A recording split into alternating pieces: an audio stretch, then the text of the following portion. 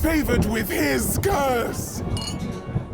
We believed it but an entertainer, hired to delight the nobles. How terribly wrong we were. I hid in the rafters and watched in dread as highborn and servants all danced in mad unison. At first, it seemed like everyone was thrilled and full of joy. But after hours, they still pirouetted on shattered legs and laughed with ruptured lungs. Even when their bones cracked like dry kindling, they only danced faster. By the end, the ballroom was a red house of contorted bodies. As many lay on the floor, their legs and arms still twitched as if they heard some cursed fiddle playing on. I shall never forget the laughter of that thing as it vanished, leaving the hall with only silence and death. To his music, dancing eternally.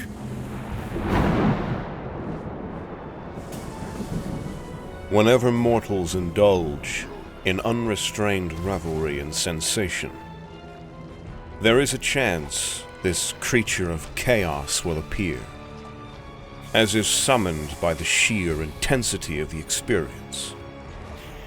Grand balls, decadent feasts, cult rituals, lavish operas. These are her stage.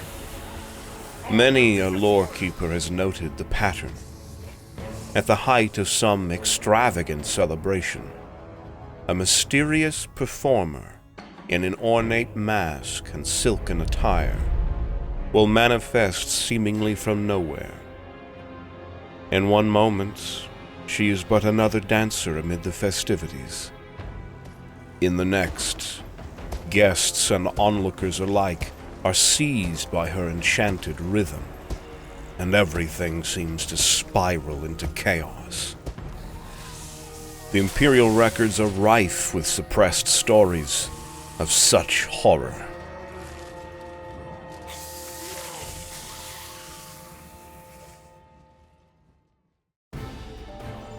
Before we continue, we want to take a moment to thank the sponsor of today's video, Motto Immortal. This is a brand new, epoch-spanning, mythic card RPG that blends dark, elegant fantasy with deep strategic gameplay. In Motto Immortal, you build powerful teams by collecting deity cards from both Eastern and Western mythologies. But this isn't just about cards and stats. The game leans heavily into mysticism, featuring tarot divinations, cosmic constellations, and even gods and goddesses that you can interact with for guidance and lore.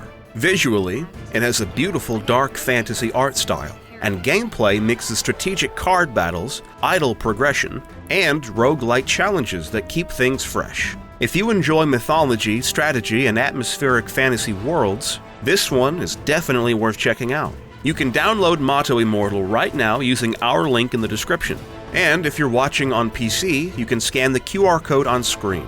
Using our link will get you a special starter pack worth $50, including a Zodiac Selector, Elysian Gems, and upgrade materials. The game is free to play on Google Play and the App Store, so give it a try and start building your own pantheon today.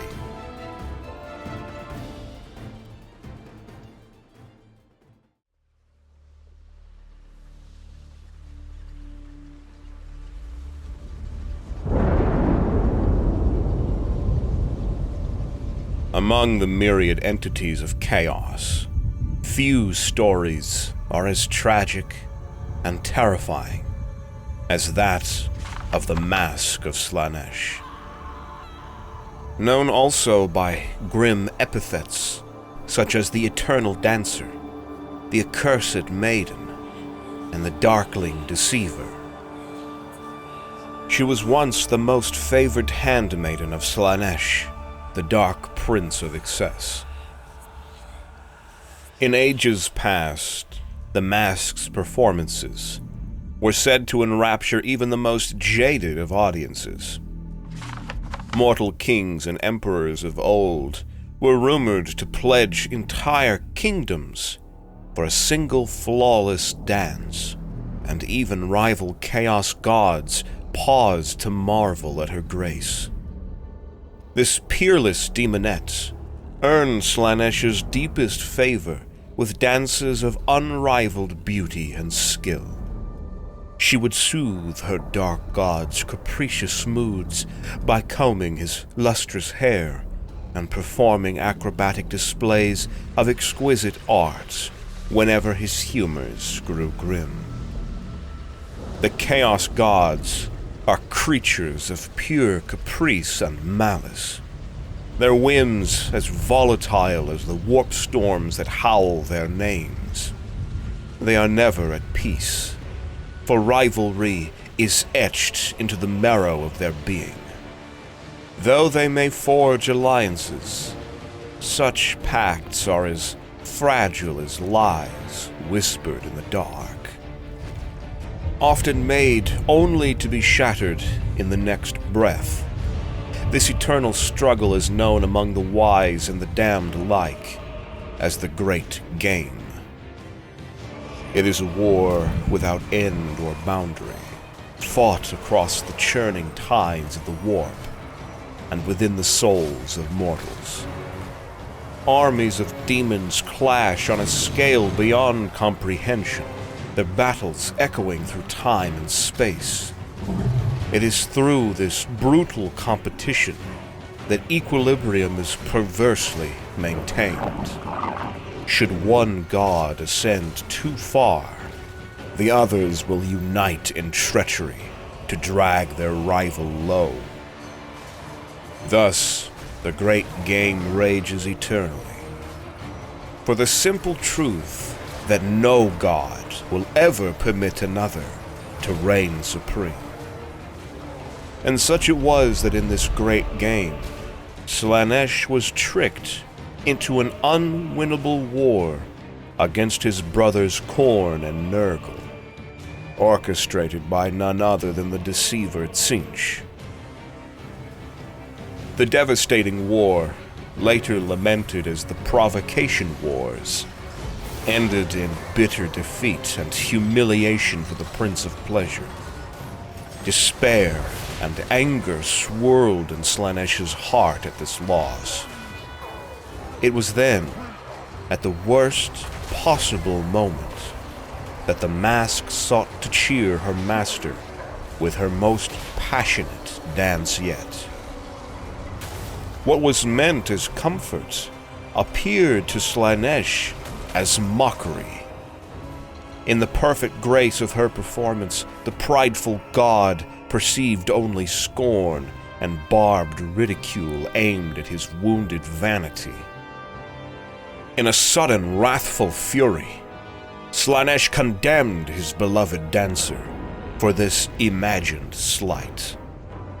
The Dark Prince's voice rose in a curse that echoed across the realm of chaos, damning the mask to dance eternally without rest. If dancing was what she loved, then dance she would, forever. Slaanesh's sorcery branded this command into her very essence, forcing motion upon her limbs for all time. Never again would she know respite or slake her own desires. Her fate was sealed in that moment of divine ire, a cruel punishment from the god she once served so faithfully.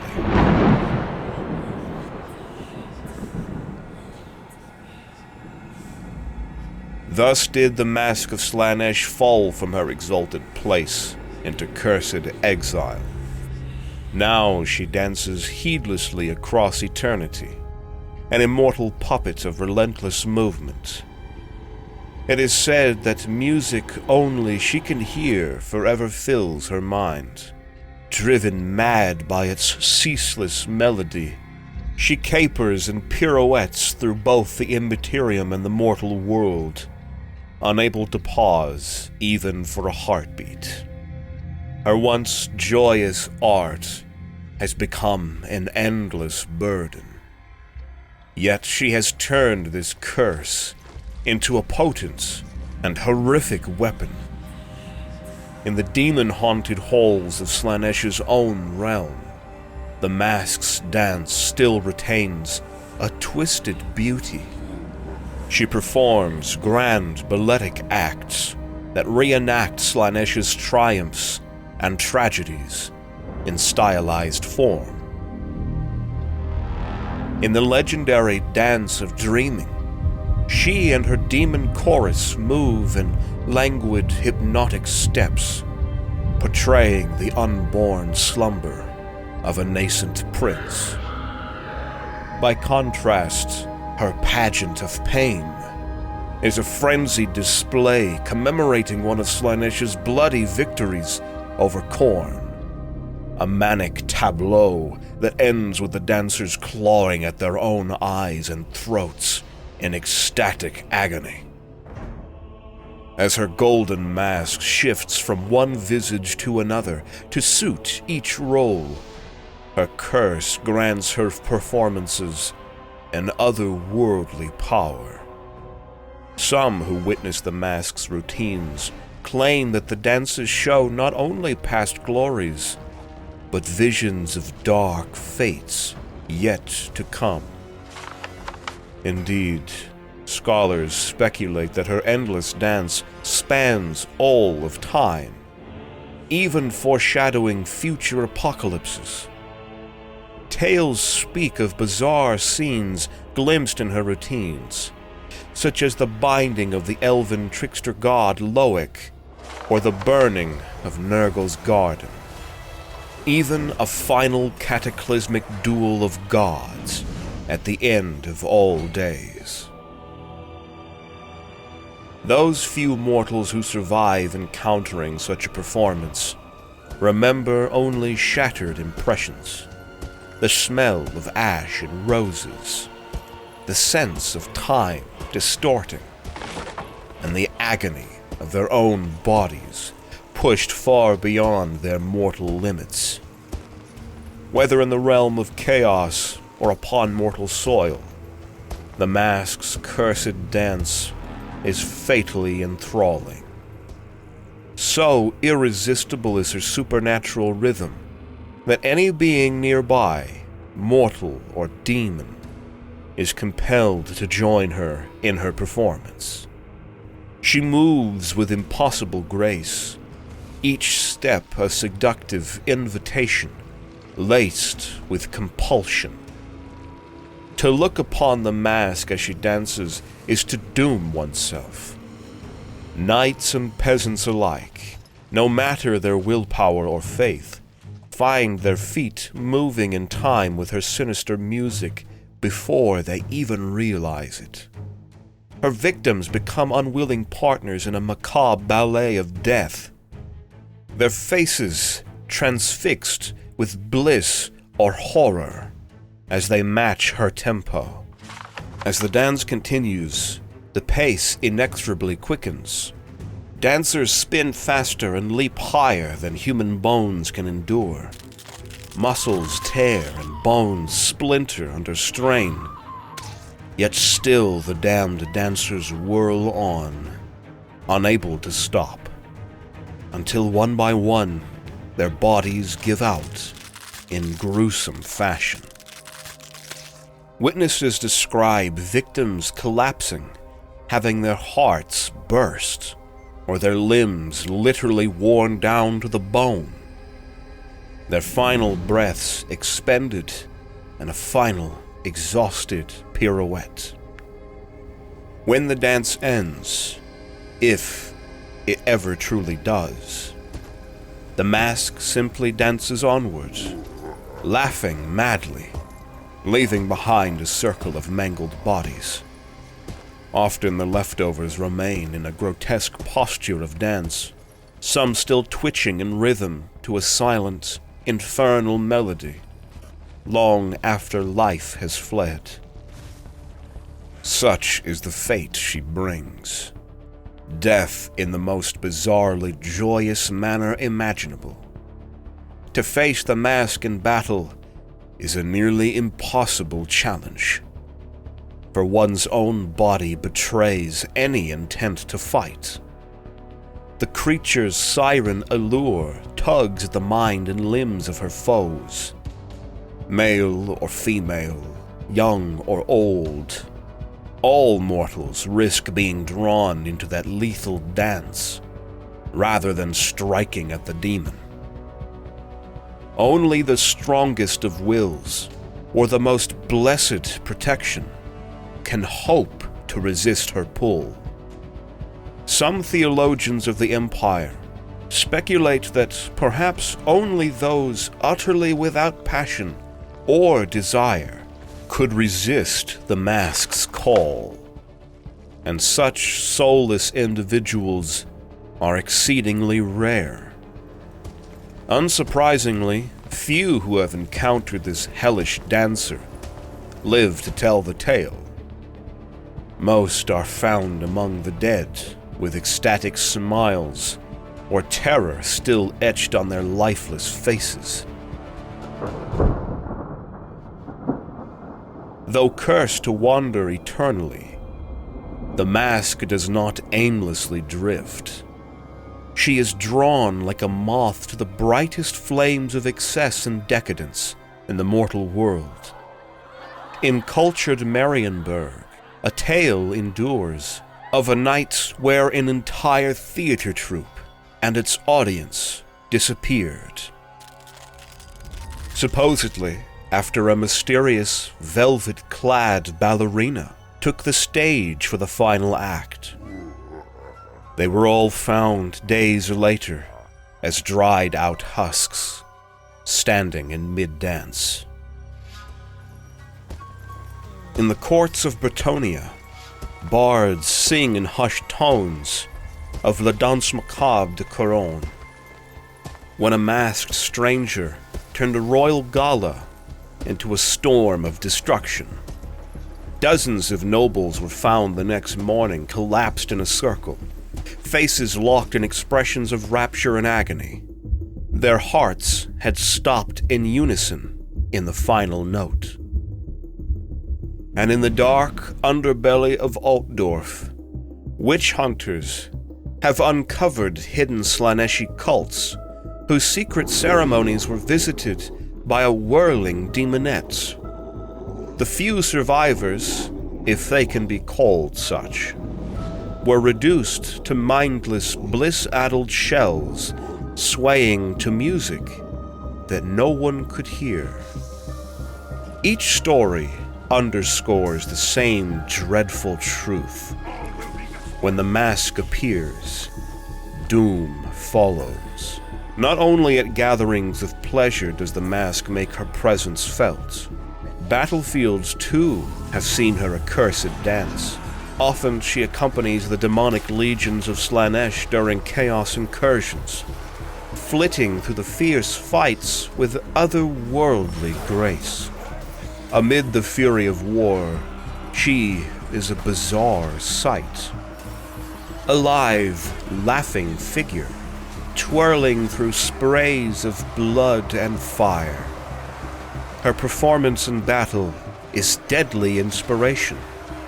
As she dances, Slaaneshi lesser demons like demonettes fight with frenzied exuberance, galvanized by her example. Enemy soldiers find their courage sapped and minds clouded by an alluring dread. Some throw down their blades to join the performance rather than resist. Veteran commanders of the Empire have recorded instances during chaos incursions where entire regiments fell into disarray, not by sorcery, nor by force of arms, but by suddenly breaking into wanton dance amidst combat, only to die under the enemy's blades. Only later do these commanders realize with horror that they had faced the Masque of Slaanesh herself, acting as herald of an army of excess. In those rare cases where a courageous hero or a blessed knight manages to strike at the mask, the demon is banished in a flash of iridescent light. her laughter echoing as her essence spirals back to the chaos realm. But such victories are fleeting. The mask always returns, eventually, to continue her terrible performance at Slaanesh's whim. She is immortal and unbound by mortal time. No defeat is ever permanent. As a cursed, immortal creature, she simply dances away through the veil between worlds. Her fate tethered only to the capriciousness of her dark god and the pull of mortal excess. Few in the post-imperial age know of the mask's tale. The Empire's theologians and bright wizards have surely expunged many records of this demon to quell panic. Yet among scholars of the arcane and servants of the Church, the mask's name remains a caution and a horror. Her existence is proof of the capricious cruelty of chaos. Even the most favored servant, the Prince of Pleasure, was cast down on a whim, doomed to endless torment. In that sense, the Masque of Slaanesh stands as a grim lesson for those who traffic in excess and temptation. Her endless dance is a dark mirror of mortal folly, a fate that symbolizes how the gifts of Slaanesh inevitably turn to damnation. The scholarly tomes of the Ordo Malleus, those few that mention her, describe the mask as a perverse muse who heralds death in ecstasy and urges extreme caution. Should strange music play with no source, or a mesmerizing dancer appear where she ought not to, the wise soul must shut his eyes and flee. For to watch even a moment of the mask's performance is to invite a beautifully choreographed doom. In the end, the mask's story resonates as both tragedy and nightmare.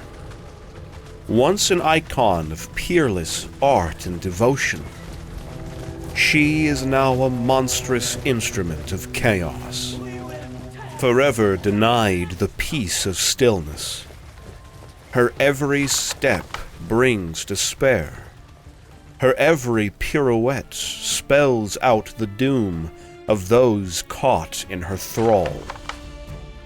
In the annals of the old world, amidst heroes and horrors alike, the Masque of Slaanesh endures as an especially unnerving legend. A demon whose dance none can resist, and one of the cruelest manifestations of Slaanesh's dark gifts. As long as lust and excess live in mortal hearts, the eternal dancer shall never truly vanish. Somewhere, at some lavish gathering or war-torn field, under a cacophony of music and screams, the mask dances still.